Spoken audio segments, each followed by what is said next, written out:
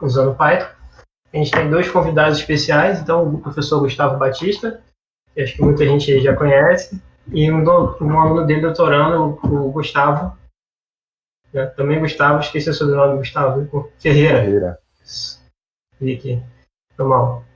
E vamos fazer então de um jeito mais dinâmico possível. O professor Gustavo vai falar um pouco da teoria, né, e do processo dos procedimentos, e depois eu e o Gustavo vamos lá para o Python e a gente vai fazer ali na prática mostrando o código, né, e como a saída, né, do código, e a gente vai brincando um pouco ali. Quem tiver alguma ideia nova também fica à vontade para a gente fazer uma aula bem dinâmica, beleza?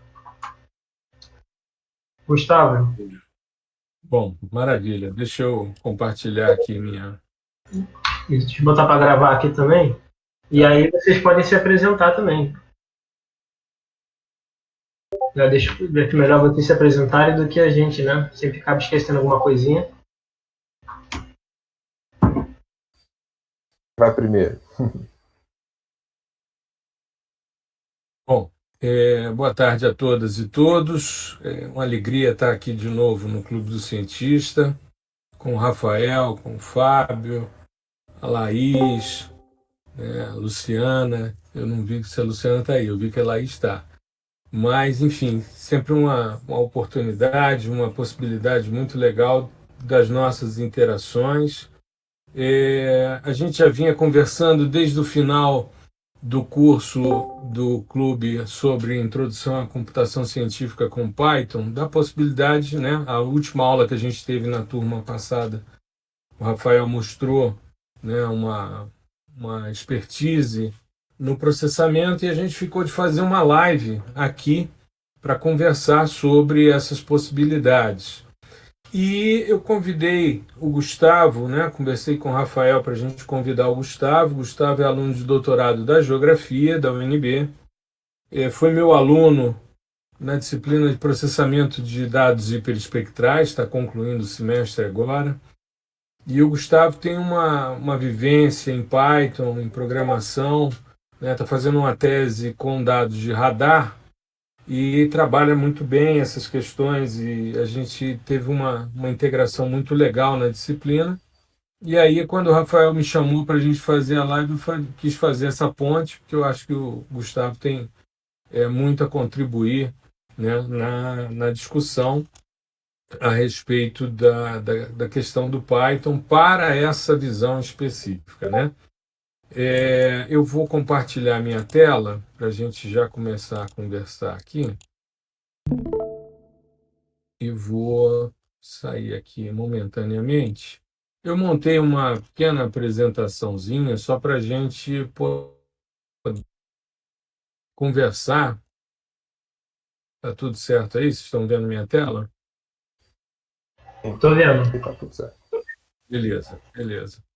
Então, hoje, né, 26/11/2020, nós estamos aqui no Clube do Cientista, que muito me honra, uma parceria muito interessante, que já rendeu frutos legais, como o podcast, né? Eu tive a honra de fazer parte do segundo episódio. O primeiro eles se apresentaram, então a primeira pessoa que eles entrevistaram fui eu. A gente fez um podcast pequeno, né? Pouco tempo, 2 horas só de conversa. O Fábio, quando estava editando o podcast, estava angustiado com o tamanho. Eu disse: não, é de meia hora, 2 horas, está beleza.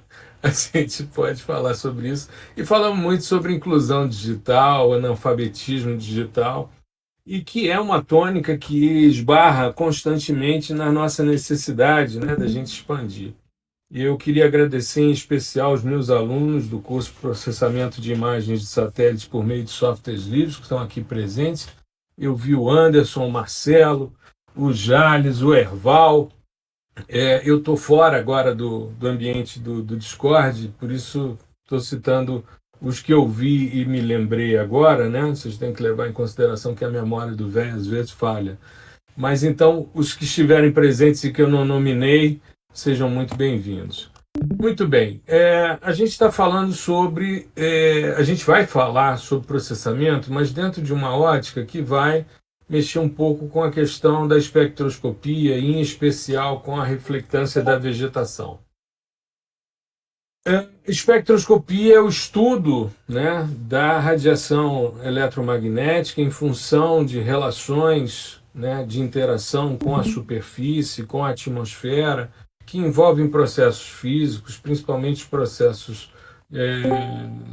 da faixa do espectro óptico refletido, que é o caso que a gente vai trabalhar hoje, e é o que confere cientificidade ao sensoriamento. Então, para mim, um cara que trabalha com sensoriamento remoto e não conhece espectroscopia, ele é um apertador de botão. Me perdoe a franqueza. Eu acho que a pessoa, para poder entender o que ela está fazendo, ela tem que entender a teoria que está por trás, não só do processamento, mas do que está por trás do sensoriamento. É justamente sobre isso que a gente vai discutir um pouco hoje. Então, aqui a gente, quando faz espectroscopia de reflectância, a gente trabalha com espectros radiômetros em laboratório, né? Aqui nós temos nessa caixinha aqui alguns detetores de silício, de antimoneto de índio, algumas ligas metálicas para captar a resposta da incidência dessa radiação em relação a esse alvo e como essa radiação interage com esse alvo e é captada por essa cabeça de sensor aqui. E a gente pode levar esse material a campo, né? A gente pode botar essa caixinha aqui numa mochila, uma mochila que fica aqui com uns 60 quilos, é bom que você já faz uma atividade. Esse daqui é o Fabrício. O Fabrício está junto com a gente também no curso de processamento de imagens de satélites por meio de softwares livres. É um dos moderadores da comunidade do Fascinante Mundo do Sensoriamento Remoto. A Débora foi minha orientanda de mestrado, hoje ela está fazendo 30 anos, né? Já dei os parabéns mais cedo, por coincidência eles estão na foto, né? E a gente fazendo, aqui está o equipamento, a fibra ótica, a cabeça do sensor, aqui a gente tem uma placa de Spectralon, que é uma placa de um material que seria um material muito próximo de 100% de reflexão, justamente para evitar você virar a cabeça do sensor direto para a fonte de radiação. E você faz então a calibração aqui da irradiância que está chegando nessa superfície e depois você mede o comportamento espectral dos alvos. Aqui a mesma foto, eu, Débora e Fabrício, né, e outros estudantes, né, observando também a possibilidade da gente obter esses espectros a partir de imagens. E aqui nós temos então uma composição RGB tradicional, que a gente vai falar um pouquinho hoje no processamento, e aqui já é uma imagem NIR-GB, né, a gente usando infravermelho de ondas curtas, infravermelho próximo, perdão, para a gente ressaltar essa vegetação. Isso daqui, imagens obtidas a partir de drones, um hexacóptero com duas câmeras aqui acopladas no gimbal. Nessa época ainda não existiam câmeras multispectrais, foi logo no início dos drones, a gente ainda chamava de VANT, e você percebe as diferenças, as nuances de vegetação, só que aqui a gente tinha uma câmera fotográfica normal e uma outra que você tinha uma remoção de filtros e com isso você tirava o R e ampliava para o NIR. E você também consegue fazer isso por meio de imagens de satélites. Essa aqui é uma das primeiras, se não a primeira imagem que a gente tem disponível para processar, que é uma imagem do Landsat 1 de Brasília, em 26 de junho de 1973. O Landsat foi colocado em órbita em 72. Aí tem um tempo para você comissionar os dados e depois você poder trabalhar. E quando a gente está falando de vegetação, que é o que a gente quer ressaltar hoje, a gente precisa entender como é que essa vegetação interage com a radiação. Então a gente tem aqui, né, um espectro de vegetação de gramíneas, aqui em verde, tá certo? Aliás, desculpe, Coast Redwood é uma árvore, né? E porque de vez em quando eu faço algumas modelagens com gramíneas, eu acho que tem uma outra brincadeira mais à frente que eu vou mostrar, que é com os espectros de gramínea. Então a gente tem uma absorção na região do azul, um pico no verde, uma absorção no vermelho, sobe, duas feições espectrais são essas bandas de absorção decorrentes, né, da água da estrutura celular e o conteúdo de água livre nas folhas. Só que esse conteúdo ele se mistura com conteúdos atmosféricos e com outros conteúdos, às vezes umidade de solo. Então isso daqui normalmente é suprimido e a gente não trabalha com essas feições. a gente trabalha com essas para ver umidade e aqui com essas para a gente ver a atividade fotossintética acontecendo.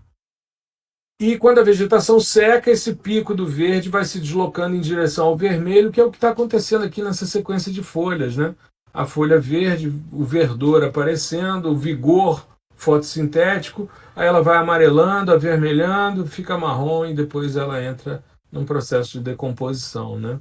E é justamente isso que a gente está vendo aqui, o pico saindo do verde e indo em direção ao marrom, porque é a mesma espécie, só que seca, né? Então a gente tem essa resposta. E aqui as faixas que a gente utiliza normalmente em sensoriamento remoto, a faixa do visível, infravermelho próximo, infravermelho de ondas curtas. Nós hoje vamos trabalhar com o Landsat 8, com o sistema multiespectral, então a gente vai trabalhar com menos detalhamento que esses espectros aqui, que são espectros obtidos com aquele equipamento. Aqui você tem centenas, às vezes milhares de bandas de pontos de reflectância, né, compondo o espectro, né, enquanto que, no caso, com imagens, a gente acaba tendo uma limitação. Essa imagem, por exemplo, que eu mostrei, eram 4 bandas no sistema multiespectral. Aqui você já tem milhares de bandas, né? E a gente vai trabalhar aí com 6 bandas, para ser mais exatos. Vamos trabalhar da banda 2 à banda 7 dentro da faixa do espectro óptico refletido. Muito bem, então, o que a gente quer fazer hoje? Uma das coisas mais simples e que foi proposta no primeiro simpósio de sensoriamento remoto com os dados Earth-Zoom, que depois passaram a se chamar Landsat, isso em 1973, quando Russ e colaboradores propuseram o índice de diferença normalizada, né? Um índice em que você pega a diferença e divide por sua soma, para verificar essa atividade fotossintética. E chamou isso de... aliás, o Russ et al., quem já leu esse artigo, eu já li por diversas vezes, eles não chamam esse índice de NDVI. Eles, em momento nenhum, chamam de índice de vegetação por diferença normalizada. Eles dizem que vão fazer um índice de vegetação usando o princípio da diferença normalizada. E com dados de radiância, tá certo? Com dados de radiância. Então, esse dogma de fé que surgiu aí no sensoriamento remoto, pós anos 90, pós sistemas hiperespectrais, de que você não pode trabalhar com dados sem correção atmosférica, é uma grande balela, tá certo? Você tem que ter um motivo para corrigir os efeitos atmosféricos, né? Que pode ser a normalização de uma série histórica, pode ser minimizar os efeitos, enfim. Mas dizer que você só pode fazer isso porque a origem... Não, a origem não, porque os caras trabalham com dados de radiância e a informação está sempre na radiância, que é o que sai da superfície em direção ao sistema sensor. Então a gente tem que ter isso muito claro e pacificar essa questão, né? Isso vem muito dos que gostam e dos que principalmente vendem modelos de transferência radiativa, né? Que são modelos caros e que fazem com que os softwares se tornem mais interessantes quando você acopla módulos de correção atmosférica. Bom, isso daqui é com gramínea, né? Então você tem aqui um espectro de gramínea verde, esse mais baixo aqui, ó, a absorção no azul, pico no verde, absorção no vermelho e a subida para o NIR. A gente está trabalhando agora de 0,4 até 0,9 micrômetros, e a gente vai observando que a diferença que existe entre esse ponto em 860 nanômetros, ou 0,86 micrômetros, e esse outro ponto em 0,66 é o que vai definir a profundidade dessa feição espectral. E é o que o NDVI quer medir, ou seja, quanto mais ativo fotossinteticamente, mais profunda é essa feição de absorção. E existe uma máxima em espectroscopia que é a seguinte: quanto mais profunda a feição, maior é o conteúdo do material ou do fenômeno que você está investigando, tá certo?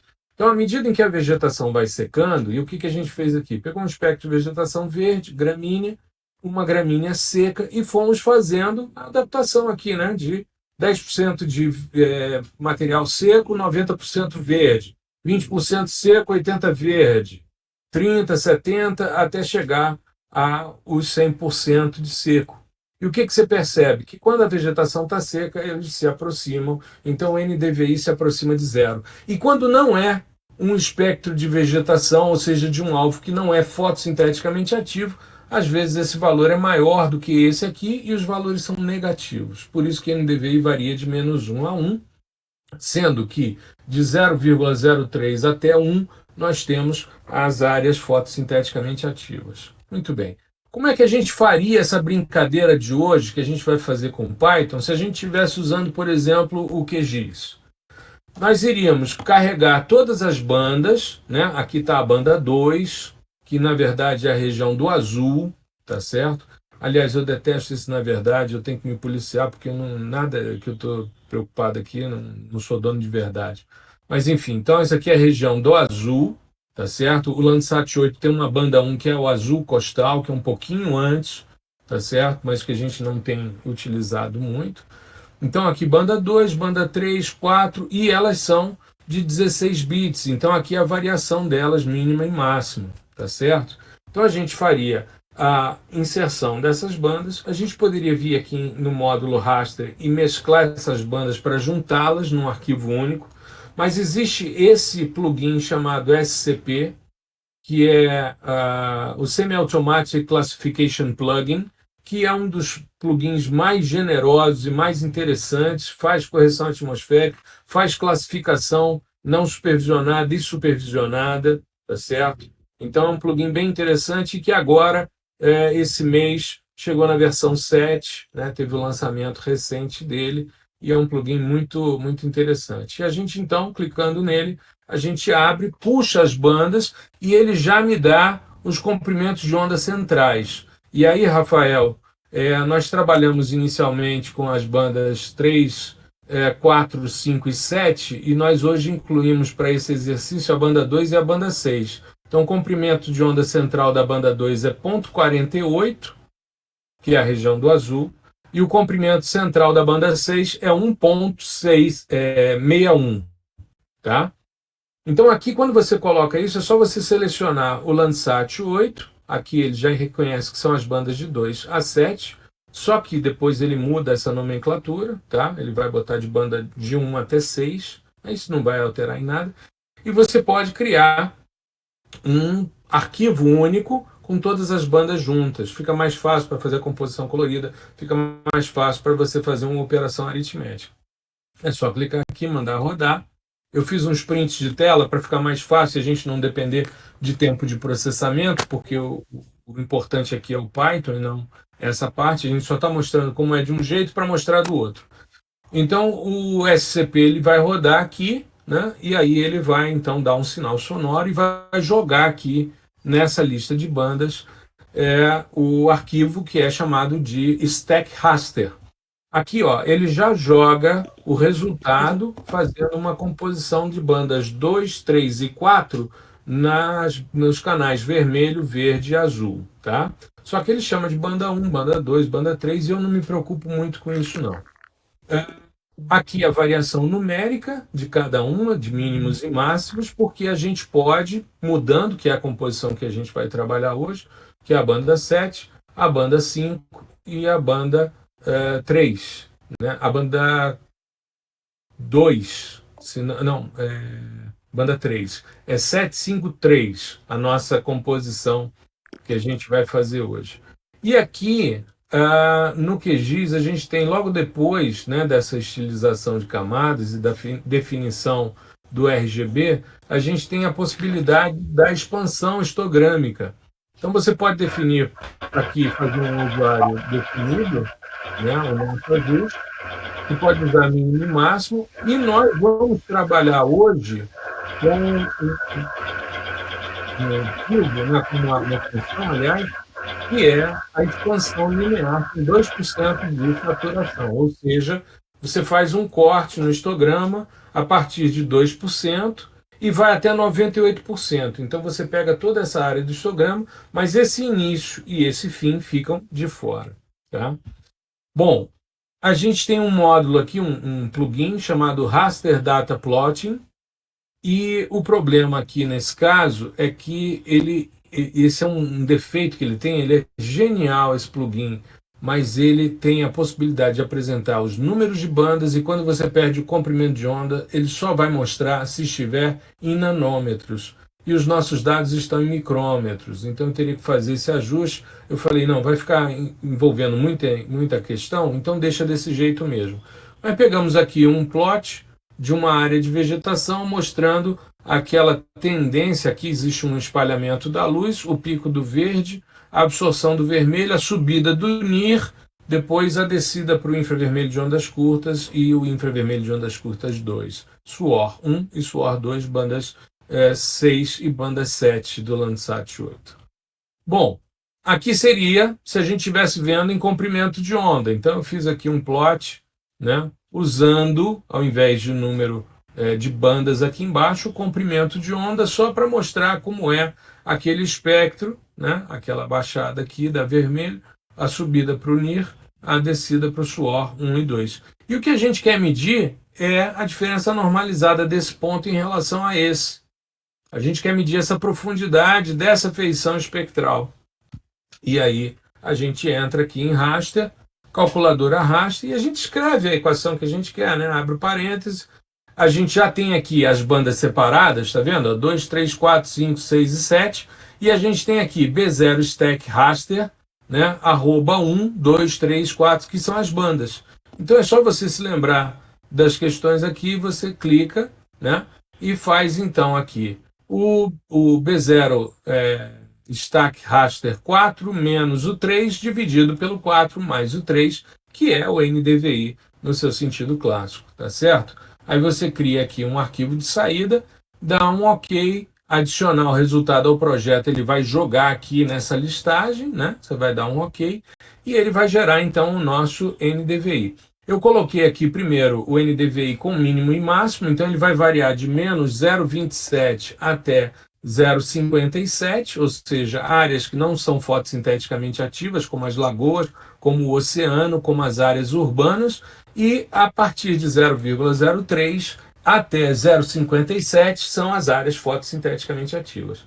Para mostrar o mesmo procedimento de contraste que a gente vai fazer, a gente clica aqui nesse cumulativa, corte de contagem de 2 a 98%, e a gente tem aqui o nosso histograma, né, da nossa imagem, com a quantidade aqui de áreas não fotossinteticamente ativas e áreas fotossinteticamente ativas, e a gente faz então a determinação, e aí ele faz o range, ao invés de menos 0,27, ele começa em menos 0,12, e ao invés de ir até 57, ele vai até 0,47, porque ele deixa 2 e 2% de um lado e do outro do histograma de fora. Tá legal? Bom, era essa a minha explicação. Eu depois retomo aqui que eu queria fazer um convite aos presentes. Beleza. Então, devolvo a palavra. Deixa eu sair aqui, descompartilhar minha tela. Só falar um pouquinho antes, que essa questão, ela tem várias aplicações práticas, né? Os índices espectrais aí por imagem, você pode correlacionar eles com vários outros dados, por exemplo, pluviométricos, né? Dados de relevo, enfim, dados hídricos, e tem uma infinidade de aplicações. Eu lembrei, enquanto o professor estava fazendo a exposição dele, um caso há muito tempo, acho que 2008, 2007, não sei, de uma empresa chinesa numa cidade que era de mineração. Eles mineraram lá sobre uma rocha e eles precisavam reflorestar aquela área, né? Aí o que eles fizeram para não gastar o dinheiro? Eles pintaram aquela encosta da montanha de verde. Ficava longe, assim, né? Aí passava e via pintado, né? Eu me lembro disso. Isso virou reportagem, saiu em tudo quanto é veículo. Então, assim, se você, por exemplo, roda um NDVI nessa área, você vai ver que de verde não tem nada, não tem informação, não tem nenhuma vegetação ali. Então, a resposta que vai dar dessa distância entre o vermelho e o infravermelho próximo vai ser negativa, porque não tem. Então, ou seja, você pode utilizar esses dados como monitoramento, que hoje é importantíssimo, né? por todas as questões ambientais e tudo que a gente vem passando aí na última década, é uma ferramenta e é um índice, uma métrica muito importante que, quando correlacionada com outras, vira vamos dizer, uma arma muito grande, muito potente para a gente usar contra toda essa questão de, seja desmatamento, queimadas, enfim, o próprio não cumprimento, né, das regras aí por parte de mineradoras, enfim, e todo esse pessoal. E com um simples, você obtém esse dado, essa informação, com uma divisão simples, né, entre uma banda e outra. É muito fácil fazer. O professor mostrou uma equação feita no software, no QGIS, que é tranquilo, a gente escreve muito fácil. O código que o Rafael vai mostrar hoje também é muito tranquilo, é muito fácil de escrever, né? E hoje a gente vai mostrar, justamente porque é fácil, justamente porque o entendimento desse índice ele é mais fácil, a gente vai mostrar dentro do contexto da linguagem de programação, que é hoje uma das maiores ferramentas da ciência. Se a gente for pensar, antes de começar aqui a transmissão, a gente estava discutindo que a programação hoje tem uma capilaridade incrível dentro da ciência. Você tem N aplicações. Então, todo mundo, de qualquer área, pode fazer uso da programação, né? Eu tenho um exemplo aqui na minha cabeça. Eu fiz, ano passado, um curso com as meninas da psicologia da UNB, onde elas davam um curso de programação, na semana de extensão, de programação, voltado para ciências humanas. Então, você tem um leque muito grande de aplicações, né? Então, aqui a gente só vai dar o start. É só para o pessoal aguçar a curiosidade. É claro que programar não é fácil, programar nunca foi fácil, mas se você quiser resolver um problema e tiver disposto a aplicar a programação, a pergunta não é mais se dá para fazer, é como fazer, né? Então, dá para fazer isso com programação? Com certeza. Agora, a pergunta é como você vai fazer. E hoje a gente vai ensinar um caminho aqui focado na criação do índice do NDVI, aí, que foi exposto pelo professor. Então, se quiser transmitir aí, Rafa, tá contigo. Show de bola. Valeu, Gustavo. Já estou transmitindo, tá, pessoal? Só entrar na transmissão, do lado esquerdo, em cima do ao vivo, é só clicar em entrar, beleza? Só me apresentando, então, eu sou o Rafael, eu sou oceanógrafo de formação, e durante a minha graduação eu tive uma aula de programação que foi um grande debate, né? Só entrando um pouquinho nesse tema, né? Por que tem aula de programação, disciplina obrigatória para um curso de oceanografia? E depois de alguns anos eu agradeço aquela grade horária, porque me ajudou muito a aprender novas linguagens, embora tenha sido uma linguagem bem mais arcaica, digamos assim, mas que ainda é muito usada, né? Que é o C++. O pensamento computacional ajuda muito a aprender outras linguagens, facilita muito, né? O Python, por exemplo, ela tem bastante coisas similares, né? Então isso ajuda bastante a gente a aprender coisas novas se a gente pensa como a máquina pensa, né? Então, sempre tendo isso em mente, a gente vai aqui então para o nosso código. Vocês estão vendo minha tela aqui, meu Visual Studio? Perfeito, Rafa. Tá tudo bem. Show de bola. Gustavo, o Ferreira, acabou que você não se apresentou, né? A sua formação, a sua área de atuação ali. Fica à vontade. Eu sou geógrafo, formado em geografia, tenho mestrado em geografia e no momento eu sou doutorando em geografia, né? Tudo pela UNB. Então, minha linha de trabalho sempre foi geoprocessamento, sensoriamento remoto. Minha tese agora é o uso de inteligência artificial para classificar imagens de radar aqui no Cerrado, aqui no DF, né?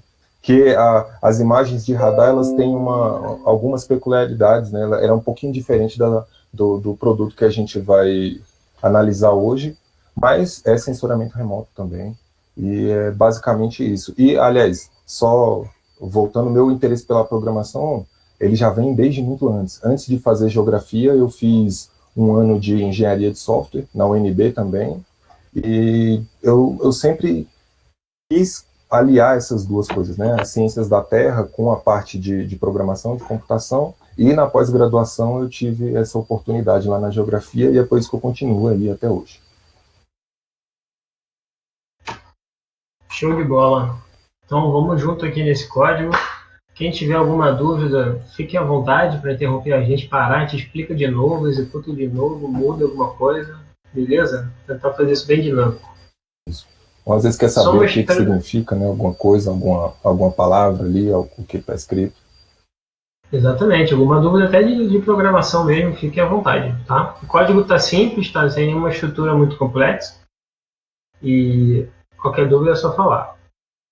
Só mostrando aqui, o professor Gustavo então mandou para mim as imagens, né, das bandas, né, da 2 até a 7, né, com imagens no formato TIFF, né, um formato que aí se o professor quiser falar um pouco sobre a aquisição delas também, fica à vontade, tá, Gustavo? Não, beleza, beleza. E o sistema Landsat, só para quem não conhece, o Landsat 8 é uma continuidade do Landsat, que é a constelação mais exitosa da história do sensoriamento remoto. Começou em 1972 com o Landsat 1, que era chamado de Hertz 1. Veio muito bem até o Landsat 5. No Landsat 6, quando ele foi colocado em órbita, ele não atingiu a altura de órbita dele, então ele acabou reentrando na atmosfera. Havia uma expectativa muito grande, porque era a primeira vez que a gente ia ter uma banda pancromática, isso foi em 1993. E aí o Landsat 5 voltou a funcionar, foi comissionado novamente, e aí colocou-se em órbita 97, o Landsat 7. E ele, ao longo da sua história, ele teve um problema com a varredura mecânica, né, de compensação, o sistema de compensação de varredura, e acabou tendo um problema de ajuste, principalmente nas bordas, que é o problema do Scanline Corrector. Aí o 5 voltou a funcionar. Então o 5 ficou quase 25 anos adquirindo imagens, até que não aguentou mais e em 2011 foi descomissionado. E nós ficamos o ano de 2012 numa suspensão, usando os dados do Landsat 7, que é usado até hoje como uma referência de calibração, mas tem esse problema. E o Landsat 8 foi colocado em órbita em 2013. Deve funcionar. Esse mês ele teve 2 problemas, entrou em modo de segurança 2 vezes, eu noticiei essa questão. Voltou a funcionar, está funcionando bonitinho a aquisição das imagens, mas já há previsão para março do ano que vem o lançamento do Landsat 9. Tá? E o 8 já foi dentro de uma perspectiva de imagens gratuitas. Então, baixei esses dados, né, fiz a separação por bandas aí para a gente poder trabalhar com elas, né, nessa região de Arraial do Cabo, onde o Fábio, o Rafael e o Clube dos Cientistas está, né? Então, nesse sentido. Tenho alguns episódios do meu podcast, né, que tratam tem um específico sobre a constelação Landsat, tem um sobre produtos pré-processados sob demanda do Landsat, e mais recentemente eu falei sobre problemas no sistema sensores e citei esses problemas que o Landsat experimentou, o Landsat 6, o Landsat 7, né? E agora esse problema com o Landsat 8. Né? Então, são 3 episódios do podcast, O Fascinante Mundo do Sensoriamento Remoto, que sai toda segunda-feira nas principais plataformas de áudio, que tratam dessa constelação que é a mais exitosa na história do sensoriamento remoto. E é o que está dando todo subsídio, por exemplo, ao projeto Map Biomas. Né? O projeto Map Biomas é feito com as imagens Landsat, com a série histórica de 84 para cá, né? Usando inclusive a Landsat 7 para cobrir esse espaço de 2012. Tá? Beleza, Rafa. Fica à vontade aí. Manda ver. Valeu. Só aproveitando a lembrança, para quem não está localizado, a gente está aqui, né, no norte do leste do Rio de Janeiro, né? A região dos lagos, que a gente chama, tem a Lagoa de Araruama. Depois, quando a gente fizer a imagem, a gente vai ver melhor. E aqui é a Pontinha Real do Cabo, onde a maioria de nós aqui do clube vive e faz trabalhos, né, relacionados principalmente ao ambiente marinho. Então, essas são as imagens originais. Oi? Antes da gente começar a rodar, que eu não sei, provavelmente o conhecimento do pessoal, que era bastante interessante pontuar que essas imagens, elas têm, não sei assim, dois componentes muito importantes, né, para a gente fazer esse tipo de análise. O primeiro é o espacial, né? Cada pixel desse, ele tem uma coordenada atrelada a ele, então ele tem uma localização no espaço. Né? Então, a partir daí, a gente sabe onde ele está no território, né? A gente sabe onde essa área está. E ele carrega essa informação com ele, junto com a outra componente de extrema importância, que é o que a gente vai analisar hoje, que é a componente espectral, né? É o quanto aquele pixel, qual é a interação que ele tem com a radiação daquela faixa espectral específica, que a gente está chamando de bandas aqui. Por exemplo, a banda do azul, né? O que isso significa? O que essa imagem da banda do azul significa? Significa que aquele pixel está refletindo X% da energia que ele recebe da radiação solar na faixa espectral do azul. Né? E aquele pixel naquela localização específica, com aquelas coordenadas específicas. Então, a partir daí, a gente abre um leque muito grande de análise. Né? É isso. Perfeito. Então, vamos lá para o nosso código. Para quem tem algum conhecimento de Python, tá? Já deve fazer isso, já deve estar um pouco mais acostumado. Para quem está se iniciando aqui, nunca teve experiência ou se considera bem iniciante, simplesmente presta atenção, vai fluindo e a gente vai dando umas dicas ali de umas boas práticas para quem quiser depois replicar isso daqui também, tá? Então eu pessoalmente e a maioria das pessoas sempre importa todos os pacotes que vão ser utilizados ao longo do código no início, porque é mais fácil de identificar a falta de algum pacote, né? E importar de uma vez, você não precisa importar mais. Então a gente vai usar alguns pacotezinhos aqui, tá? Não vou entrar em detalhes muito em relação a eles, só os que forem mais pertinentes, beleza? Então, estou importando, meu computador ele vai estar um pouquinho lento, porque tem um monte de coisa aberta, Discord, né, gravação, mas vai fluir. Então, primeira coisa, eu preciso localizar as minhas imagens, né? Então, eu preciso passar para ele qual é o caminho dentro do meu computador que está localizado essas imagens, que estão localizadas, né? Então, eu vou usar essa funçãozinha aqui que eu acabei de importar para mudar o diretório de trabalho e poder localizar, então, as minhas imagens. Vou abrir, então, usando esse pacote de funções aqui, né, do PIL. Eu vou abrir os arquivos .tif, né?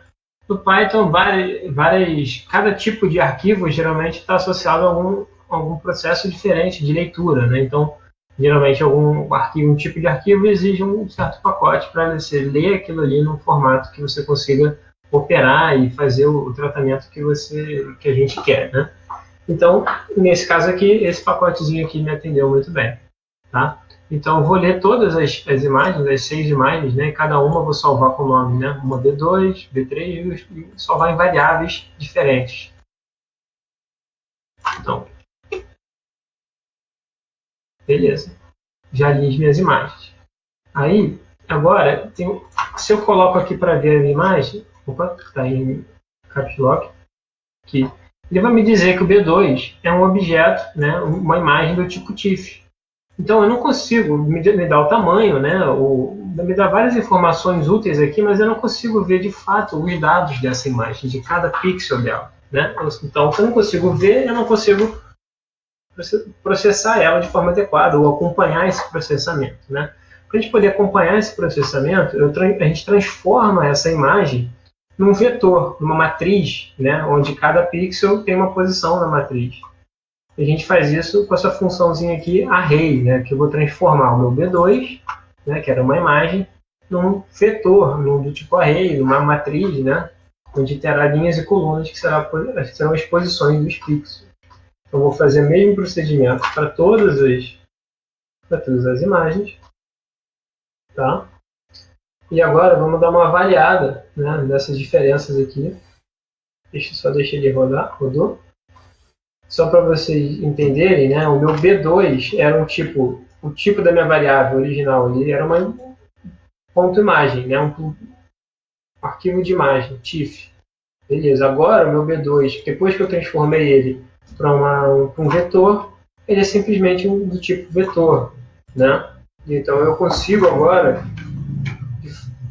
B2 array, eu consigo agora visualizar cada valor do pixel dentro dessa banda, né? Da banda 2. Né?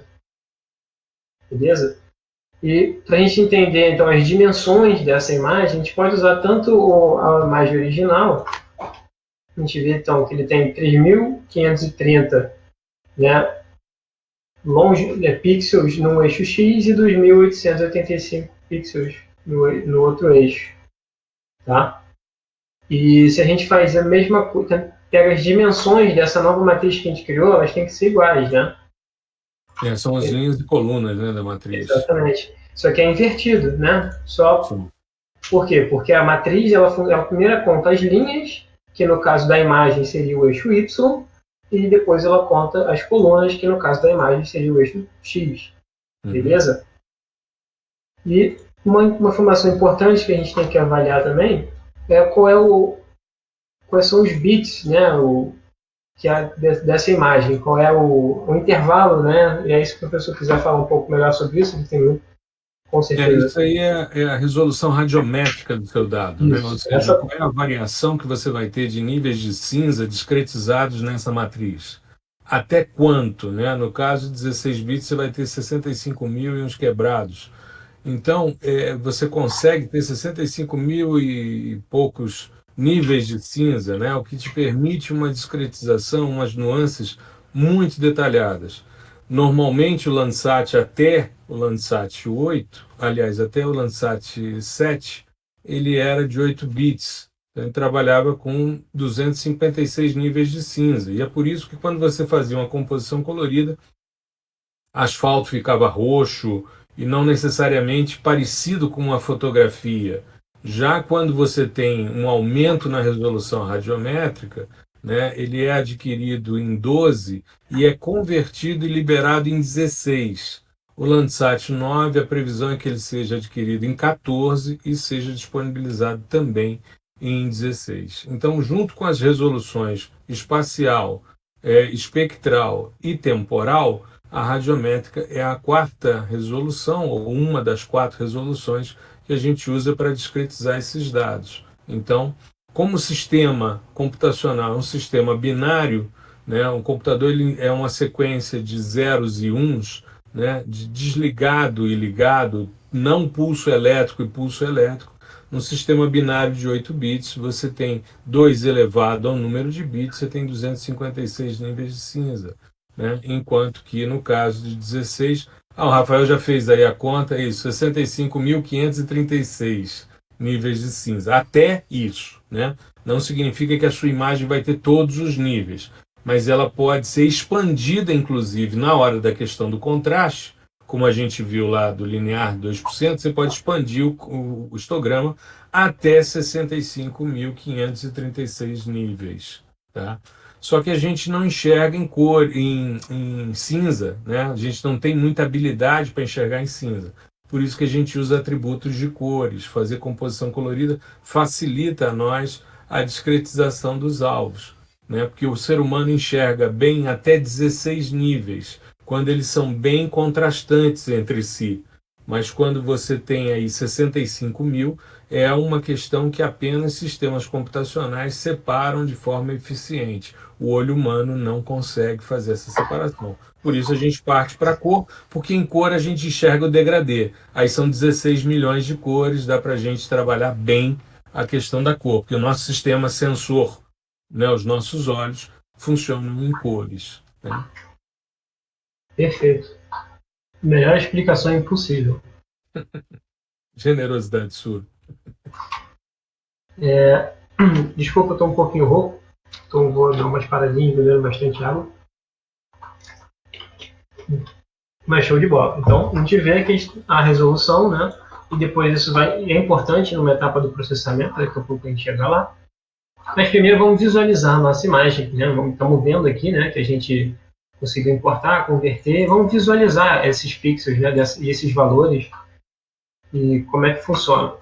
Vou usar uma funçãozinha que ela já é bem avançada, digamos assim, em termos de código, porque ela tem já um certo código por trás dela, né? Os pacotes, eles são isso, são pacotes de funções e a gente vai aprendendo a usar essas funções, né?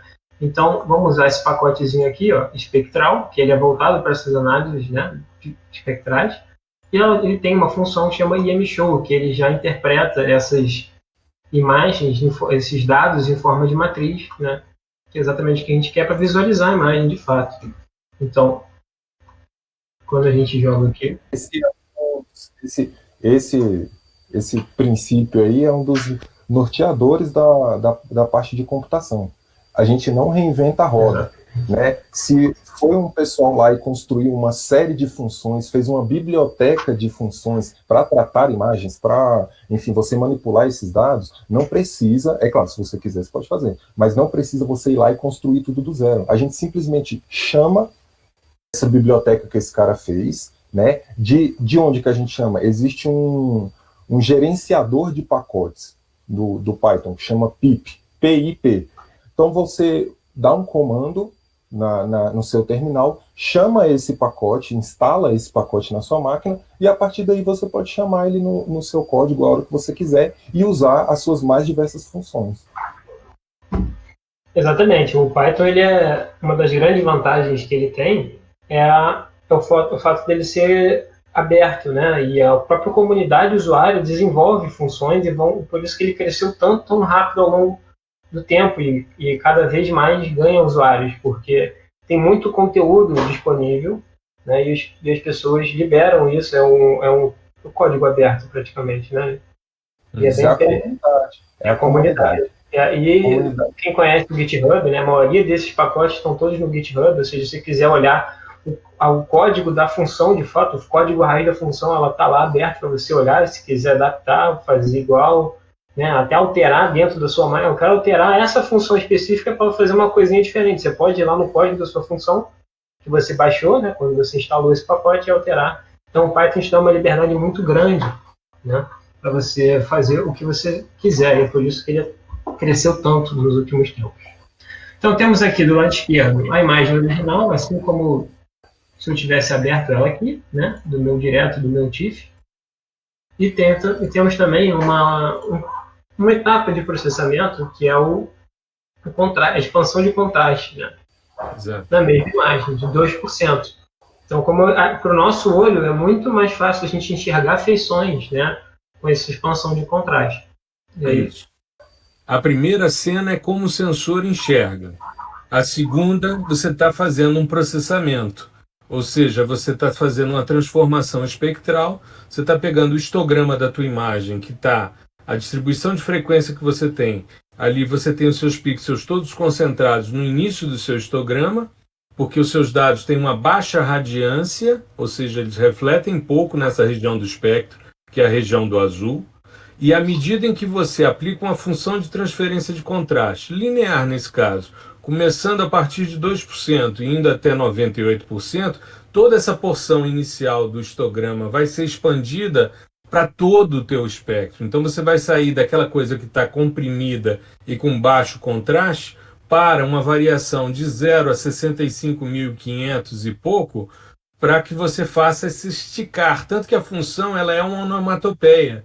Né? O nome dela em inglês é stretch, justamente porque você está esticando o histograma e fazendo com que ele abranja toda a região das possibilidades de níveis de cinza. Aí você vê muito mais detalhes. Olha a grandeza, a riqueza de detalhes que você tem, por exemplo, na região oceânica, né? Que você não vê na outra imagem. Por quê? Porque está tudo comprimido ali. Os alvos refletem pouco, baixa radiância, baixo contraste, início de espectro, né? Início de histograma, desculpe, e aí você utiliza um processamento com 2%, que foi uma linha de comando, e você visualiza melhor a sua imagem, que é o que a gente tinha feito ali no QGIS. Eu fiz a reprodução desses passos ali no QGIS para que as pessoas vissem como é que a gente faz no software e ver que a gente pode fazer a mesma coisa aqui com a programação, né?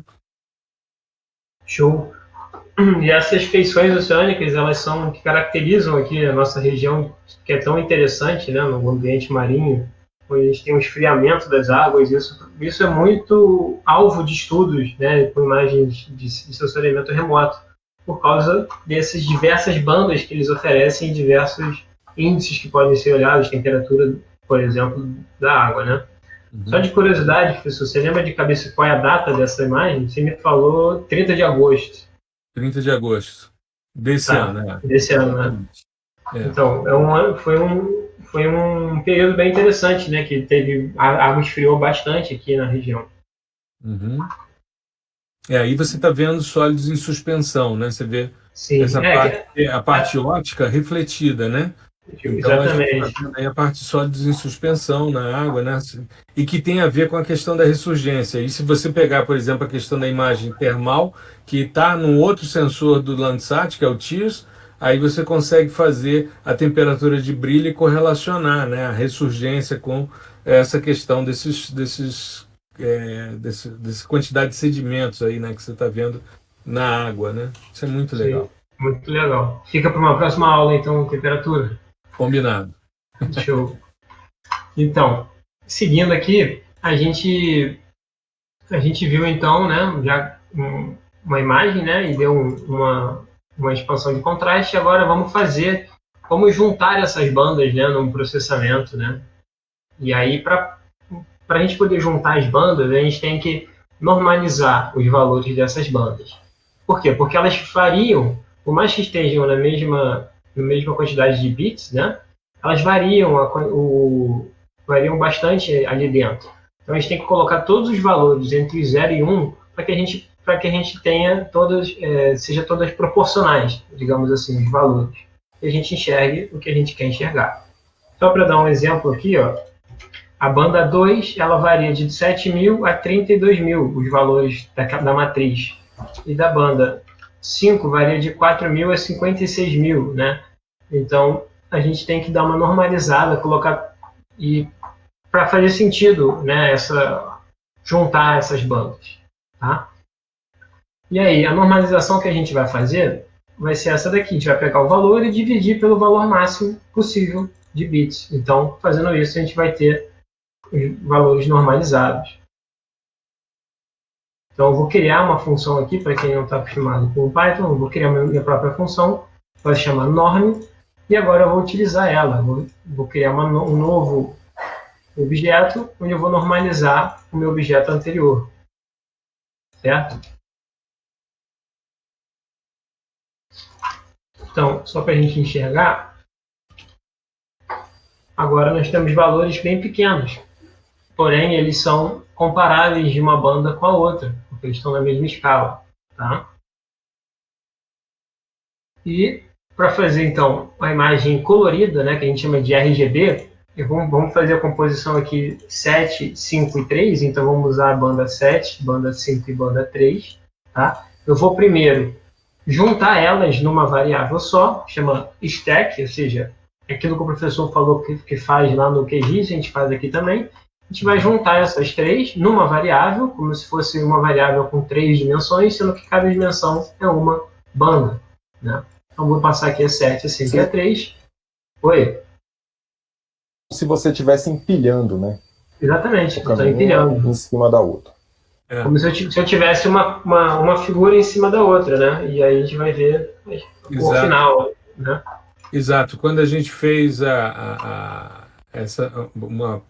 uma live parecida com essa, com o Geocast Brasil, a gente usava no R a função brick, que é justamente, né, você colocar os tijolos, né, os tiles, né, um em cima do outro ali para você fazer um empilhamento, que é o stack data que a gente fez ali no SCP, né?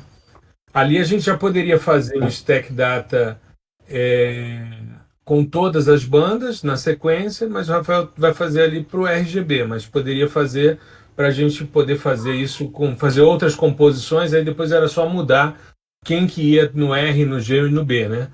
Porque o que é que está acontecendo aí? E isso é uma coisa importante da gente entender e que talvez seja o gargalo maior com relação à composição colorida. Composição colorida é você atribuir um filtro de cores a uma banda espectral. Mas qual é o grande problema? Nós temos bandas espectrais que são a reflexão de alvos em faixas da luz visível. Então, por exemplo, você tem a banda 2 ali, que os alvos estão refletindo preferencialmente na faixa do azul, como o Gustavo falou. Depois a banda 3 é na faixa do verde. A banda 4 é na faixa do vermelho. Mas uma coisa é a banda refletir. A banda ela é em nível de cinza. Então, se ela reflete mais, ela aparece com um cinza mais claro na imagem. Para eu ter uma composição colorida, eu vou escolher um sistema de cores que pode ser RGB, pode ser CMYK ou CMYK, né, que esse ano amarelo, magenta e preto. Você pode usar o CEA, que é um outro sistema de cor. Você pode usar IHS, que é intensidade, matiz e saturação. Existem vários sistemas de cores. O mais comum, Red, Green, Blue, RGB. E aí você vai fazer o seguinte, você vai pegar, se você pegar a imagem, a banda que está refletindo o azul e colocar no filtro azul, a banda que está refletindo no verde, colocar o filtro verde, e a banda que está refletindo no vermelho e colocar o filtro vermelho, você tem uma composição que nós chamamos de cor real. Ou seja, você está dando a cor real dos alvos. Agora, você pode colocar em R, ou em G, ou em B, bandas de faixas fora do visível. Você pode fazer composições as mais variadas, tá certo? Aí você tem aí a possibilidade de fazer uma centena de combinações aí, né, para você poder fazer essas relações. E tudo que foge à cor real é chamado de falsa cor. O que a gente está fazendo aqui é colocar a banda 7, que é infravermelho de ondas curtas, no canal vermelho. A banda 5, que é infravermelho de ondas curtas, infravermelho próximo, desculpe, no verde. E estamos pegando a banda 3, que é a banda do verde, e jogando no canal azul. E estamos fazendo uma composição colorida falsa cor, que vai refletir bem a vegetação. A gente está pegando o pico, aquela subida, jogando no canal verde. Então vai ficar uma composição interessante para a gente visualizar. Mas a gente está atribuindo bandas espectrais a filtros de cores. Isso é que tem que ficar claro. Você pode colocar qualquer banda em qualquer um dos 3 filtros de cores e fazer uma composição colorida. Combinado? Beleza. Show de bola. Aí, se quiser também, a gente pode dar uma brincada aqui, trocar, talvez. Isso. Fica isso. Se vocês vamos fazer uma composição, mas aí teria que fazer um stack com todas as bandas. Podemos fazer também. É possível, mas... Vamos, essa aqui seria, então, a imagem estaqueada, né? Empilhada 753. 7% de contraste. Exatamente. Isso. Exato. E eu estou usando aqui o pacote... Oi? Você pode, não precisa nem fazer fazer o stack de novo. Você pode trocar, inverter a ordem. Você pode colocar a banda 5 no vermelho, só para a gente ver a diferença, né? A 5 no vermelho e a 7 no verde. Sim. Eu posso trocar direto aqui ou posso trocar aqui dentro? Posso trocar direto lá no Show, né? Tá, a banda 5 no vermelho. Isso. Então seria 1, 0 e 2. 1, 0 e 2. Beleza. Então, calma aí, deixa eu limpar aqui, senão vai fazer 2 coisas. Qual é a expectativa que a gente tem agora? Como a gente está botando uma banda que é o pico de reflexão da vegetação mais intenso no vermelho, a gente espera agora que a vegetação apareça em vermelho. Mesmo ela sendo verde, mesmo ela tendo refletido no verde. Então, a vantagem da composição colorida é essa. Isso, deixa ele carregar sem um contraste. Então, aquilo que estava verde agora está vermelho aí. É justamente aquela banda responsável por aquele pico lá no infravermelho próximo. Isso, que a gente vai usar para medir o NDVI, exatamente. Isso. Legal. Agora vamos fazer essa mesma com contraste ou a outra, a original? Pode fazer o contraste nessa e a gente faz depois a gente bota para mostrar aquela que eu mostrei. Show. Se tiver na mesma ordem, já certinho do stack, né, você nem precisa passar para ele quais são as bandas, né, as posições. Ele Entendi. já, por padrão, ele já vai pegar 0, 1 e 2, né? Entendi. RGB. Né, ele vai entender. Ou, no caso que a gente fez aqui, a gente trocou. A gente disse que o G, na verdade, é essa daqui. Né? E o B é essa daqui. Esse, a gente inverteu as bandas em relação à sequência dos filtros. Isso. Mas carregar como aqui, ele está um pouquinho lento, mas natural, porque é bastante dados, né, para processar. Mas está show de bola, olha aí. Ó. A diferença. Fica uma imagem muito mais bonita para os nossos olhos, né? E chama atenção, né? Porque a vegetação em vermelho não é algo comum, então chama atenção.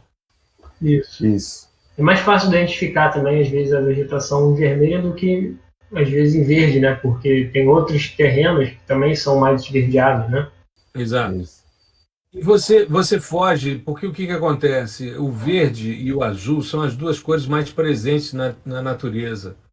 Então você está mais ou menos acostumado com essas cores. Quando você joga o vermelho, você cria um impacto visual.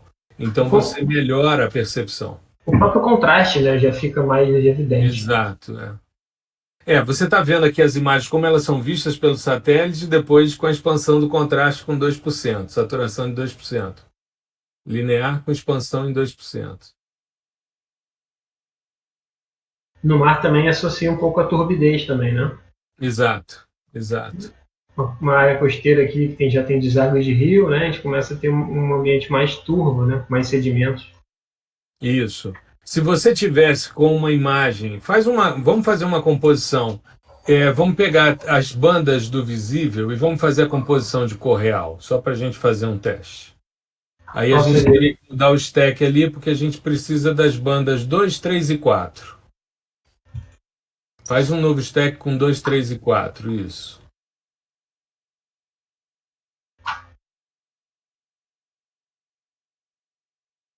Dois, 3 e 4. E a gente passa o RGB nessa ordem, na mesma ordem. Isso, exatamente. Não, a sequência aí tá RGB, né? Então seria BGR, no R é banda 4, então seria 2, 1, 0. A sequência aí, 2, 1, 0, isso. Com stretching ou sem stretching? Faz com e sem, para a gente ver, só para...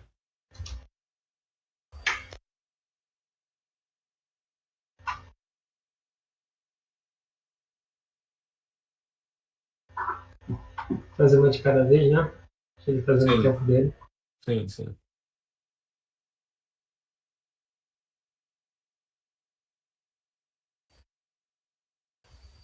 Isso é muito relacionado ao processamento RAM, né, da minha máquina. Né? Se eu tivesse uma máquina com mais capacidade de RAM, ele faria isso mais rápido. Né?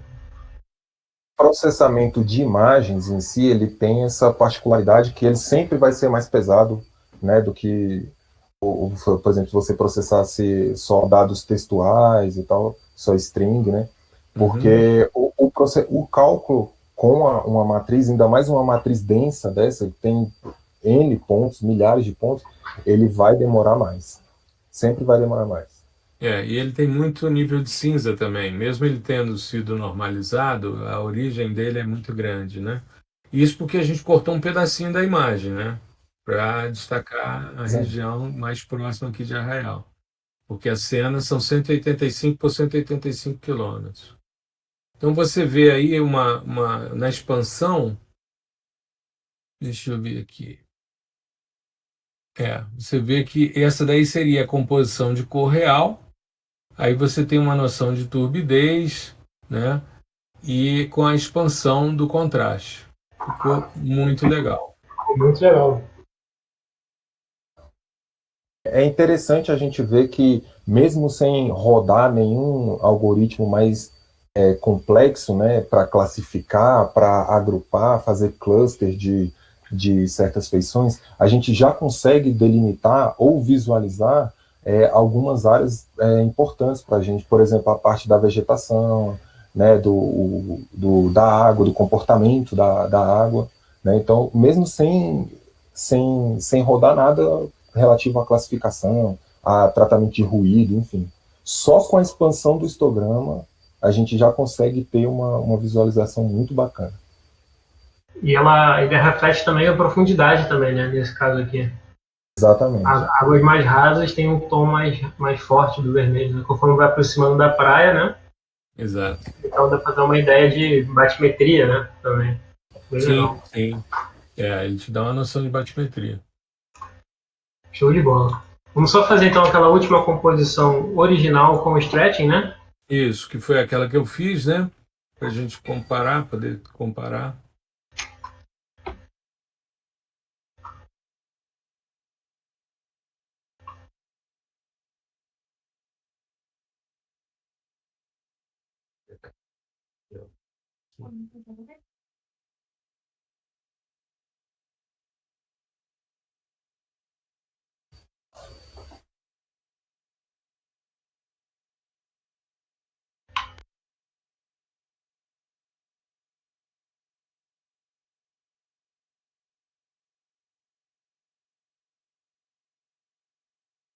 Tá aí. Estão conseguindo ver? Tá perfeito. Show de bola. Novamente, também dá para ter uma as noção, mesmas né? feições, né? Mesmas feições, né? Isso. E é aquela que a gente mostrou no QGIS, ou seja, você mudando ali, você tem essa mesmo resultado, né? Então, isso é legal porque mostra que, pô, não é o fato de você estar fora do software que você não consegue fazer, né? Você consegue e com a mesma eficiência, né? O mesmo resultado, com o mesmo ganho, né? E dependendo do tamanho do seu conjunto de dados, até com mais praticidade, né? Porque, por exemplo, você imagina ter que ficar apertando o botão lá toda hora para rodar, aí grava no arquivo para você visualizar depois, aí tem que clicar para visualizar. Aqui não, você roda a linha, ele já traz a imagem para você. Então, se você quiser modificar uma banda, outra banda, você muda 2 númerozinhos, você não precisa abrir a janela do software, clicar no diretório da imagem, clicar nos parâmetros, não sei o que, já está tudo lá. Né? Então você imagina isso para, sei lá, 1000 imagens, um conjunto, uma série temporal muito grande. Você consegue fazer isso de maneira muito mais prática. É claro que em termos de velocidade de processamento, aí já é outra história. Mas, assim, a questão do usuário, experiência do usuário, é mais prático você fazer pela linha de comando. E até pela questão da memória, o tempo de processamento, né? O script aqui, a gente pode deixar ele rodando, eu posso montar um código que vai fazer o mesmo processamento nessas 1000 imagens, eu boto ele para rodar hoje, e vou dormir e amanhã de manhã está pronto, né? Exatamente. Então ele dá uma praticidade. Você tem assim, uma porção de ferramentas. Você pode, vamos supor, eu sei que a imagem do Landsat chega todo dia X horas. Posso programar um robô que vai lá e baixa, sem eu ter que entrar em site, não sei o que, baixa, já roda toda essa rotina de processamento e tá lá, entregue na minha pastinha lá, no meu HD externo, seja lá onde for. Todo dia, sem precisar abrir nenhum programa. Diga, Marcelo. Só agendando a tarefa. Diga lá, Pessoal, Marcelo. uma pergunta. A questão aí de máquina, né? Eu entendo que não vai fazer muita diferença, né? Se a minha máquina já tem pouca memória, rodar o QGIS ou rodar aqui, o tempo talvez seja a mesma coisa. Marcelo, talvez seja. É porque a questão do QGIS é que além dele estar rodando todos os algoritmos ali, ele está rodando a interface gráfica, né? Que ela também come um pouquinho de memória. Vai comer um pouco mais de memória da sua placa de vídeo também. Também depende de um outro hardware já um pouco, né? Exato. Parte de render. Para render. Eu perguntei em cima do comentário do Rafael, né? Que a máquina dele estava um pouco lenta, ia demorar, mas na verdade ia demorar no QGIS também. Sim. Isso. Sim. Provavelmente mais. Provavelmente um pouco mais no QGIS, porque eu já estou, digamos assim, abusando um pouco da minha placa de vídeo, porque eu estou gravando ela, estou gravando a imagem, eu estou fazendo streaming, né? e eu estou pedindo para ele fazer uma imagem, né? Então, se eu não tivesse uma interface do QGIS aqui no meio, ia ser uma coisa a mais para ela trabalhar, né? Quando os meus alunos começam a discutir, vou trocar de máquina, preciso processar e tal, eu sempre digo, olha, você precisa ter memória, tá? Uma boa placa de vídeo e memória. Então, eu tenho sempre sugerido que os caras trabalhem pelo menos com 8 GB de RAM, o ideal seria 16, né, para eles poderem fazer o processamento com mais tranquilidade. Eu, quando comecei a gravar o curso de processamento de imagens de satélites por meio de softwares livres, eu comecei a ter travamentos. Por quê? Porque eu estava fazendo exatamente o que o Rafael estava fazendo. Eu estava processando, gravando a tela, e ele não estava renderizando. Aí eu acabei fazendo um investimento, comprei um gamer, né, para um Core i7 de 8ª geração à época, para poder fazer as gravações nesse sentido, né, com drives sólidos, com 16 GB de RAM, justamente para poder rodar, porque processamento de imagem vai sempre exigir. Esse foi um dos problemas agora durante esse período que a gente está de aula remota, porque eu tenho vários estudantes que não conseguem rodar e a gente não pode oferecer o laboratório por causa do isolamento social que a gente está vivendo. Então, o que eu encontrei como solução foi eu gerar o processamento, gerar o print de tela e pedir para o cara discutir o que ele estava percebendo de melhorias ou de piora, né, no processamento. Então, todos os procedimentos eu fazia e printava as telas e deixava para a meninada. Porque eu tenho um aluno que está assistindo no celular, como é que o cara processa? Mesmo que eu disponibilize as imagens, mesmo que eu disponibilize um software livre para ele fazer, às vezes ele não tem capacidade de processamento para isso, né? É um gargalo, mas... Marcelo, só para finalizar essa questão, aqui dentro do código, você tem N maneiras de otimizar ele, de deixar ele mais rápido. Tem como deixar muito mais rápido que isso? Com certeza. Mas aí é uma pessoa que já é um programador mais avançado, ele já vai conseguir olhar aqui e falar, pô, aquela função ali você pode colocar dessa maneira, pode usar assim, pode usar assado, pode usar com essa estrutura de dados. Então, existe toda uma lógica por trás que você pode utilizar para otimizar esse seu script, entendeu? E deixar ele muito mais rápido. Sim, inclusive dá para acompanhar o próprio tempo que demora entre uma etapa e a outra. Aí você pode ir testando outros códigos e ver qual deles processa mais rápido, né? Existem várias ferramentas que te ajudam nisso.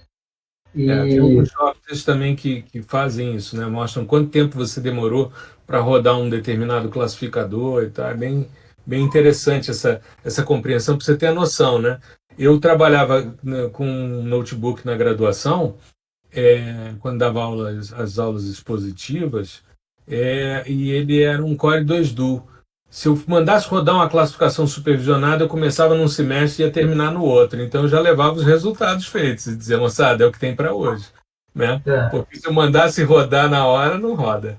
Diga, Marcelo. Uma coisa que eu ainda tenho... Pode falar, Rafael. Não, só para complementar, que uma coisa que veio recentemente, entre aspas, falando, é o Google Earth Engine, né? Que ele permite todo o processamento na nuvem. Né? Então eu posso acessar ele via código Python e todo o processamento que eu tiver que fazer são os computadores da Google que vão fazer. Só que eu preciso ter uma boa conexão. Aí depende mais da conexão da internet, de fato, do que da memória RAM do meu computador. Mas ainda vou usar a memória RAM um pouco, obviamente, mas o grosso fica na Google. Exato. Ali é um outro mundo, né? Inclusive você tem acesso a N coleções de imagens de satélite e com alguns scripts ali você consegue rodar tudo lá na nuvem da Google e coletar esse resultado, e inclusive exportar esse resultado para sua máquina, né? Eu, sem me alongar muito, né? Eu acho que até a parte de verificar o resultado, quando a gente tem o código, é muito mais fácil comparar como que chegou naquele resultado do que, por exemplo, usando o QGIS.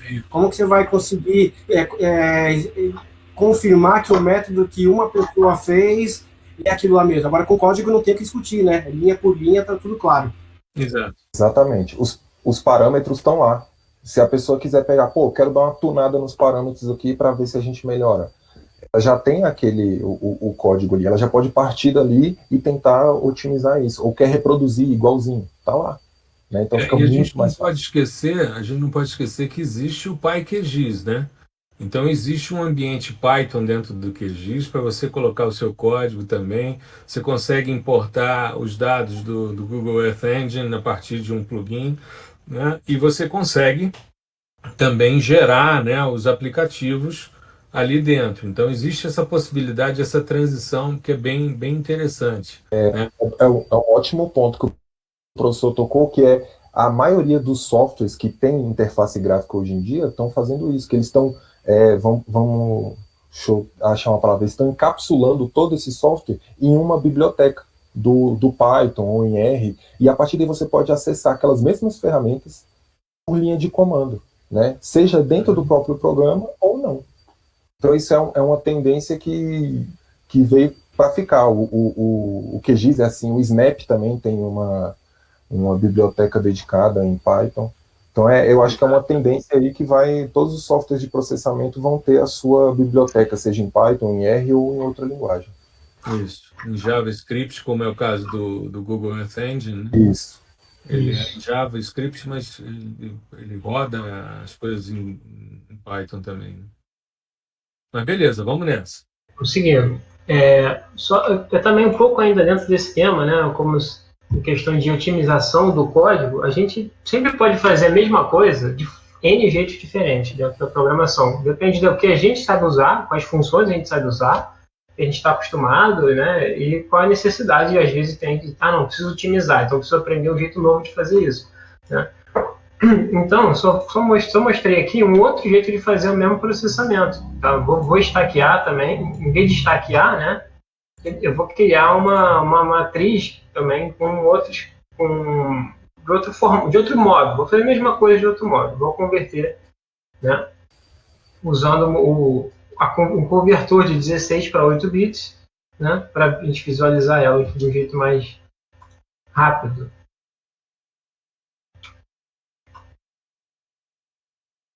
Então, a gente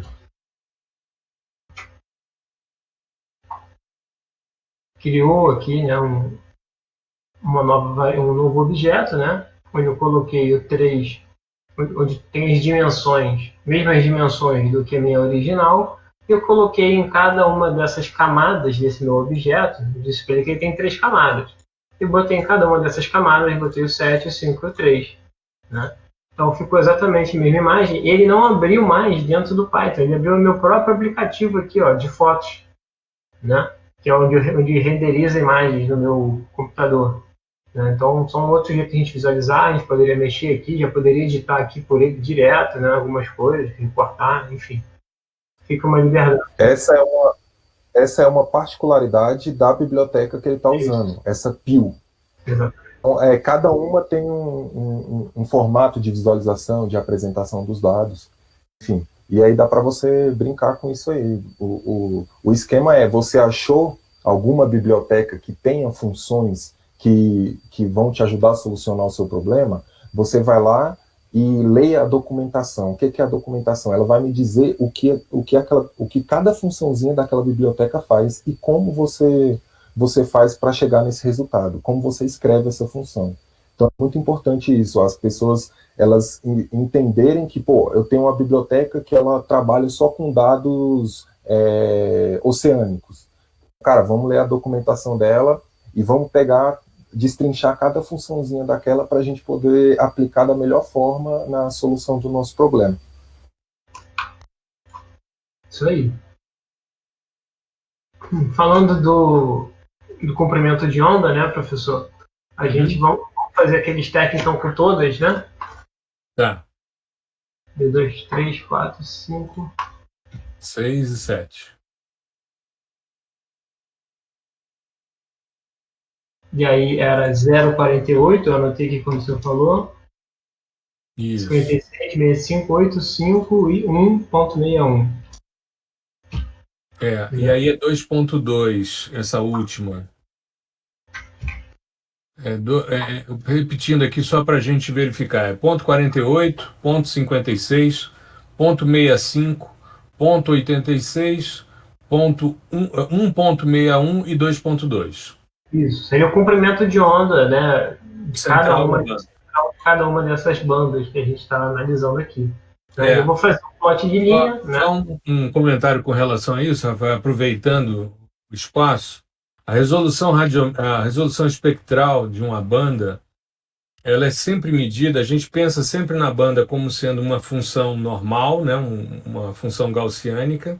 A gente tem a altura dessa função e na metade dessa altura a gente mede a largura dela. E essa largura normalmente é da ordem de 1 micrômetro, um pouco mais, um pouco menos. O que a gente está colocando aí é o comprimento de onda central dessa função gaussiânica. Ou seja, seria o meio da banda, né? O comprimento de onda central. Por quê? Porque elas não estão equidistantes no espectro eletromagnético. Então você tem bandas que estão mais próximas, são as bandas do visível, e as bandas do infravermelho de ondas curtas e infravermelho próximas estão mais afastadas, para a gente ter a noção do espectro, tá? É nesse sentido que a gente utiliza essa divisão. Tem um gap bem grande aqui, né, do 0,86. São janelas atmosféricas, né? É justamente as feições de absorção de água na atmosfera que fazem com que a transmitância da atmosfera nessas faixas de 1.4 e 1.9 ela seja praticamente zero. Então, a atmosfera ela é toda opaca nessa área. Então, os sensores multiespectrais escolhem lugares em que a atmosfera é mais transparente para poder colocar o posicionamento de suas bandas, né, para não ter uma interferência atmosférica muito grande. Tá? Perfeito. Existem outras regiões do espectro que tem essa absorção pela atmosfera também. E aí vai do sistema sensor, vai do pessoal da equipe que está na parte aí de engenharia, né, do satélite, e de colocar as bandas nos comprimentos corretos, de acordo com o que o sensor vai imaginar, com o tipo de dado que ele vai querer adquirir, né, em termos espectrais. É comum você ver, por exemplo, sensores que têm mais bandas, né, uma densidade de cobertura espectral maior em uma faixa, por exemplo, do infravermelho, ou maior na faixa do visível, e por aí vai. Uhum. Show de bola. O que a gente vai fazer aqui, então, a gente vai fazer um gráfico de linha, né, onde o eixo X vai ser o comprimento de onda, esses valores aqui exatos, e no eixo Y vai ser o valor de um pixel, né, que a gente vai escolher, que a gente escolheu aqui, né, um valor de um pixel, e o valor de cada uma das bandas, né? Esse valor, ele diz respeito à posição. Esse aqui é o localizador do pixel. A localização espacial do pixel, né? Aí são as coordenadas. Teve algum erro aqui? Vamos ver, está falando de erro de dimensão.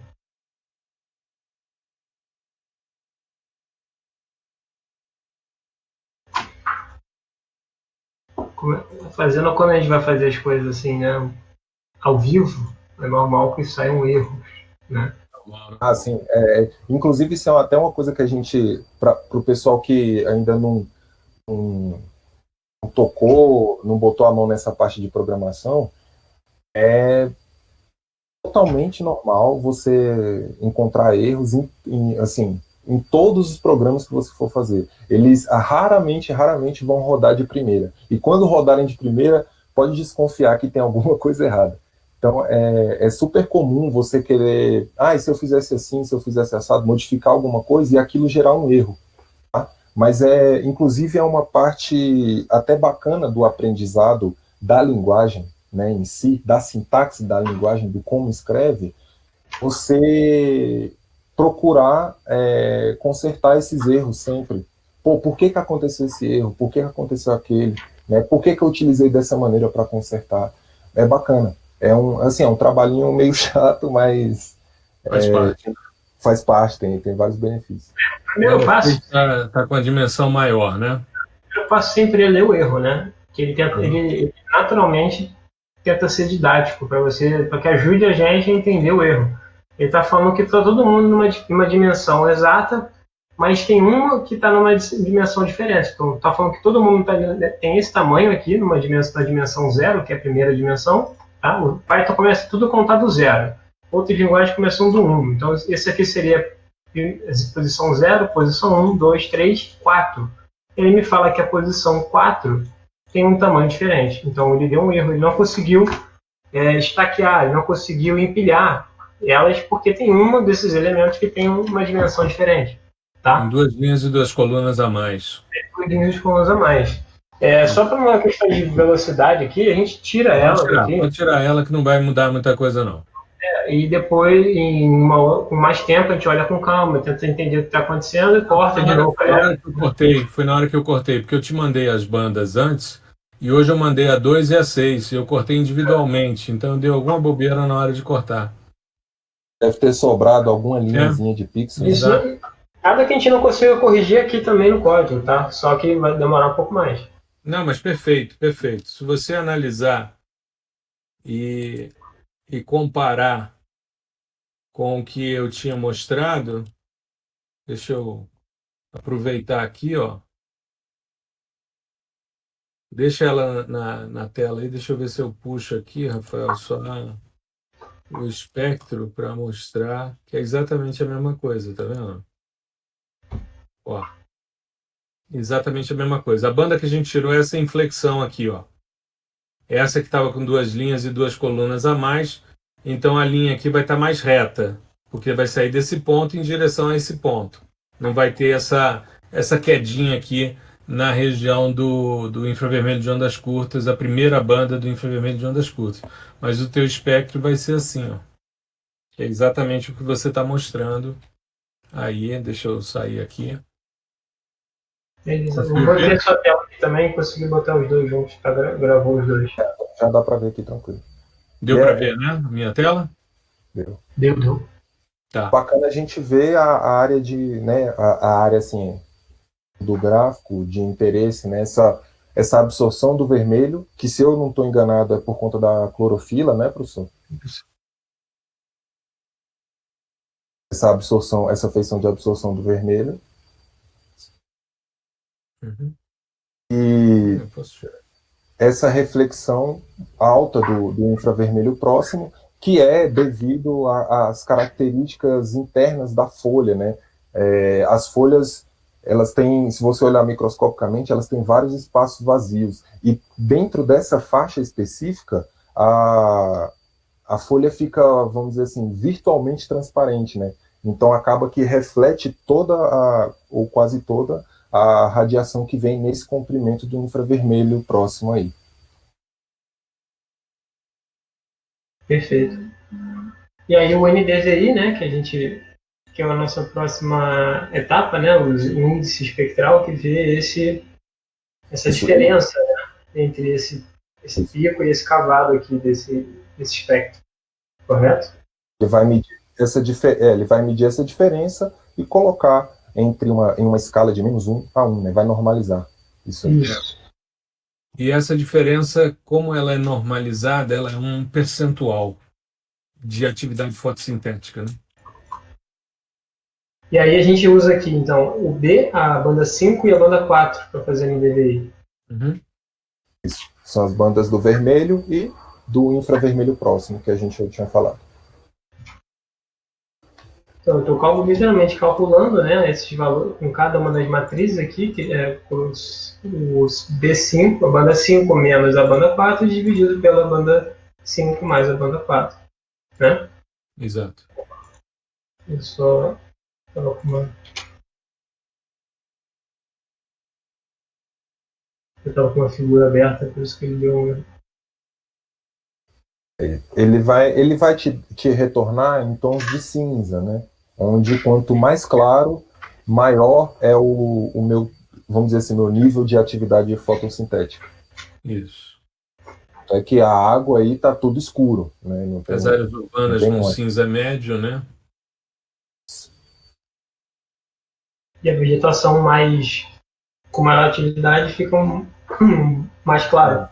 Você pode fazer um stretch dela também para 2%, que vai ficar melhor essa visualização.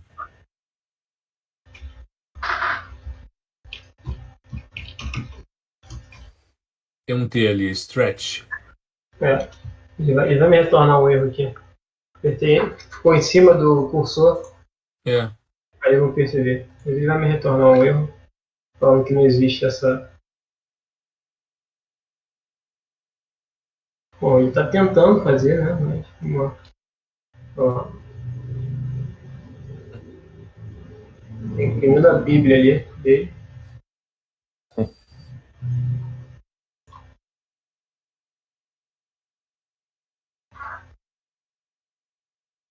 Ela tá falando que não tem essa propriedade, né? Porque eu escrevi errado.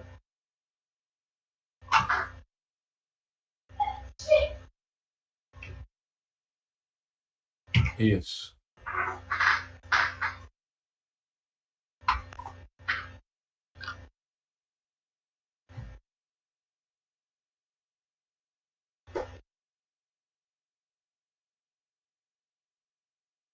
Pronto, aí você tem o destaque, né, das áreas mais fotossinteticamente ativas, que são justamente aquelas áreas que apareciam ou mais verdes na composição que a gente fez final, ou em vermelho quando a gente fez aquela falsa cor que o Gustavo sugeriu, que são as áreas mais fotossinteticamente ativas. O NDVI estruturalmente tem uma saturação na verificação das estruturas fotossintéticas. Então, existem índices espectrais que são mais balizados e que mostram melhor as variações de verdor. Então, o NDVI a gente tem uma deferência a ele por ser o índice mais antigo e mais testado no mundo. Ele já foi validado em todos os cantos do planeta, porque desde 73 que ele vem sendo investigado, mas ele tem suas limitações e a gente tem então toda uma discussão sobre a criação de novos índices, como é o caso, por exemplo, do EVI, o Enhanced Vegetation Index, que é um índice espectral que atenua os efeitos atmosféricos do espalhamento da luz na região do azul e também leva em consideração a resposta de background de solos, né, em áreas que são mais rasteira, vegetação mais rasteira e vegetação que está seca em função da sazonalidade. Então ele minimiza isso, porque ele traz heranças de índices espectrais que traziam essas contribuições. Então essa é uma área da espectroscopia que avança muito, que é o desenvolvimento de índices espectrais, que é parte da minha pesquisa, né? O meu trabalho de pesquisa há 30 anos é desenvolver índices espectrais, testá-los, validá-los. Eu tenho vários índices, tanto para vegetação, como para atividade atmosférica, como para solos, né? E aí a gente vai medindo essas lógicas, essas verificações, que foi o que eu tive oportunidade no trabalho com a disciplina que o Gustavo foi meu estudante esse semestre, né, de explorar um pouco, né? E é um trabalho que eu estou abrindo também agora no programa Experts, né? Que vai ser um programa de mentoria que eu vou oferecer a partir de janeiro agora, né? Para a gente se apropriar e virar expert em espectroscopia, que é, como eu disse no início, o que confere cientificidade ao sensoriamento. Muito legal. A gente vê aqui claramente, né, diferentes feições, né, as cidades, né, um tom mais escuro do que o ambiente mais preservado, né, Exato. uma mata mais nativa. Até a salina aqui fica bem evidente, né, uma área de salina que a gente tem aqui é Cabo Frio, Arraial do Cabo, né. Então ainda permite esse zoom aqui também, que a gente pode navegar um pouquinho das nossas feições aqui. Muito maneiro, né? Isso. E fica aqui, basicamente é isso que a gente tinha para mostrar. Se acha que dá tempo de fazer mais um índice, o NDWI, Gustavo, você que manda. Ora, por mim, a gente pode fazer, porque o NDWI, o que, que a gente vai fazer? Vai continuar a mesma equação, só que ao invés de ser entre a região do vermelho e o infravermelho, vai ser entre a região do verde e o infravermelho. Exato. Então é B5 e B3.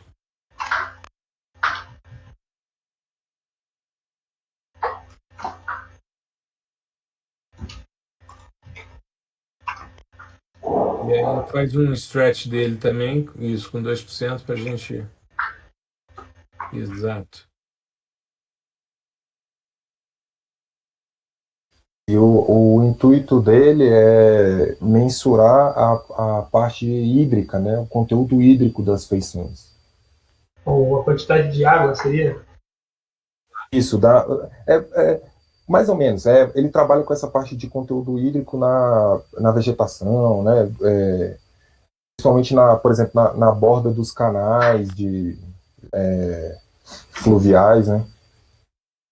Uhum. É. Legal. Canal da Álpolis. Ixi, calma aí. Dá pra ver aqui, ó. Esse aqui, né? Ele destaca a água livre, porque aí é uma questão que é interessante no ponto de vista formal. Existem dois NDWI. Existe esse que o Gustavo está mostrando, que é uma relação entre o pico do NIR e o verde, que é um pico também de reflexão. Então, não é uma medição de feição de absorção, mas sim uma relação entre picos de reflexão. E existe o NDWI, que o Bocaigal desenvolveu em 99, para medir os conteúdos de água na estrutura celular das folhas. Só que aí você consegue fazer isso com dados hiperespectrais, com os multiespectrais você não consegue, que é justamente a região de 0,86 e de 1,2 micrômetros, onde estão as feições decorrentes da quantidade de água nas células das folhas. Aí a gente consegue fazer essa medição, mas são sistemas diferentes, são sistemas distintos, tá? Tem o mesmo nome, mas servem para coisas distintas. Esse daqui evidenciou um pouco mais daquelas feições no mar que a gente tinha visto nas outras composições, né? Exato. Show de bola. Inclusive, existe até um site, cara, ele tem um repositório de todos os índices. Todos não, né, que deve ter mais ainda. Mas, assim, é uma infinidade de índices. Eu vou ver aqui o nome. Ele já tem ele te mostra o índice, a equação, né, dele e para que ele serve. Exato. A gente tem muito disso também na parte do capítulo de reflectância de vegetação, no Reflectância dos Materiais Terrestres, que é o livro que a gente organizou na oficina de texto do ano passado, que é uma referência importante nessa área. Gente, eu vou ter que me ausentar por causa de um outro compromisso. Eu queria agradecer imensamente a vocês. Perfeito. A gente se estendeu um pouquinho, né? A gente agradece ali, a gente fica um pouquinho mais para quem quer tirar dúvidas, mas você tinha pedido uma palavrinha no final para falar alguma coisa. Exato. O Anderson abriu a câmera dele aí. Anderson, deixa eu só fazer uma divulgação rapidinho, e aí depois eu saio. E se a dúvida for comigo, se eu não estiver aqui, aí você me manda pelo Telegram, tá, Anderson? Deixa eu compartilhar aqui, é só para mostrar a vocês, os que estão presentes, na semana que vem, eu vou promover a jornada do fascinante mundo do sensoriamento remoto. Vão ser 3 lives no dia 30 de novembro, no dia 4 de dezembro, no dia 2 de dezembro e dia 4 de dezembro, segunda, quarta e sexta. Nós vamos fazer um bate-papo nessas lives sobre a importância da gente estruturar e a gente promover a primeira e única comunidade digital de sensoriamento remoto no Brasil. Tá? Eu venho já há um ano oferecendo o curso de processamento de imagens de satélites por meio de softwares livres. Isso cresceu dentro de uma perspectiva muito interessante. Então, eu vou falar sobre isso e no dia 4 eu vou detalhar, porque nós vamos abrir a comunidade de sensoriamento remoto, vai ser uma comunidade acadêmica, uma comunidade científica na área de sensoriamento. O curso Processamento de Imagens de Satélite está dentro, todas as lives e todos os vídeos do podcast estão dentro, e outros materiais, lives mensais que nós vamos fazer, enfim, tá uma brincadeira muito interessante. Para vocês terem uma ideia, eu estava contabilizando, antes de colocar o último ao vivo no YouTube, a gente estava com 80, agora com 81 vídeos, né, videoaulas e discussões, tem aulas aí de meia hora, de 1 hora, enfim. E a gente, então, está fazendo essa jornada na próxima semana. Só que eu não quero abrir para todo mundo, então eu peço que as pessoas se inscrevam. O site está aqui, https, não tem o www, tá? É profgustavobatista.com.br/inscrical, né, que é inscrição sem o cedilha e sem o tio, jornada. E aí você vai acessar, depois eu vou mandar para você o link para você entrar no site, onde vai ter ao vivo. São 3 lives que eu vou fazer na semana que vem, em torno de 1 hora. Começa às 19 horas, horário de Brasília, e a gente vai conversar sobre essa que é a primeira e eu creio que vai ser a grande comunidade de sensoriamento remoto que a gente vai ter em termos digitais no Brasil, tá? Então é uma perspectiva nova, é uma coisa nova que eu estou colocando no ar, né? E a gente vai conversar sobre isso. Vou mostrar processamentos como, por exemplo, como chegar numa imagem como essa aqui, que é uma imagem de 2 metros de resolução espacial a partir de um processo de fusão, usando os dados do Cibers 4A, daqui é Brasília, agora 2012, estado de Mané Garrincha, dos 3 poderes, enfim, e a gente vai ver como é que a gente trabalha com esse tipo de coisa, né? E conto com vocês, aqueles que ainda não se inscreveram, se inscrevam para a gente poder conversar, tá legal? Era isso que eu tinha para apresentar aqui no finalzinho. Queria agradecer imensamente ao Clube do Cientista a oportunidade de estar mais uma vez com vocês. É sempre uma alegria, é sempre um prazer, né? E estar aqui com vários alunos, aqui o Danley, a Júlia está aqui também, Júlia é minha aluna, a Núbia é minha aluna na universidade, enfim, tem vários amigos aqui, né, que estão participando das discussões, enfim, eu não consegui ver a listagem, né, e nem todo mundo está com a sua foto ali disponível, tá? Gente, um grande abraço a vocês, obrigado, uma boa noite, fiquem bem, se cuidem e até uma próxima. Gustavão, valeu, Rafael, tudo de bom, grande abraço. Eu que agradeço, tudo de bom, tchau, tchau. Tchau, tchau. Quem tiver alguma dúvida, algum questionamento, pode mandar, né? Fique à vontade, tá, pessoal? Boa noite, meu nome é Hudson. Conseguiu me ouvir? Estou me ouvindo. Sim, sim. Top. Fiquei com uma dúvida na parte de criar o gráfico de reflectância. Teve uma parte lá na plotagem que você